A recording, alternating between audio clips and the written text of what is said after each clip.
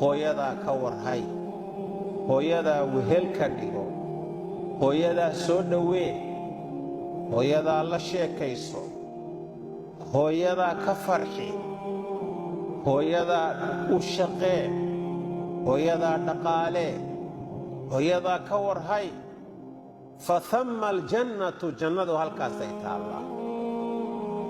marka haddii adiga hooyadaa nooshahay, magaalana ay kula joogto 24 saac, wakhti intee leeg baad siisaa hooyada inaad la joogto, la sheekaysato, xaaladdeeda waraysato.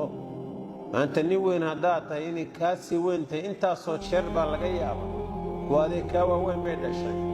wakhti intee leeg baad siisaa? wakhtiga aad meelo kale ku bixinayso inaad iyada ku bixisaa fiican. jaaniskaad hayso ood waraysatid oo u sheekaysid, ka ducaysatid, wakhti badan aad ku bixisay, qiimahaasaa islaamku siiye. laakiin dadka badankiisu kuma baraarugsanaan. markaad weydaad garan doontaa haddayba kaa horrayso.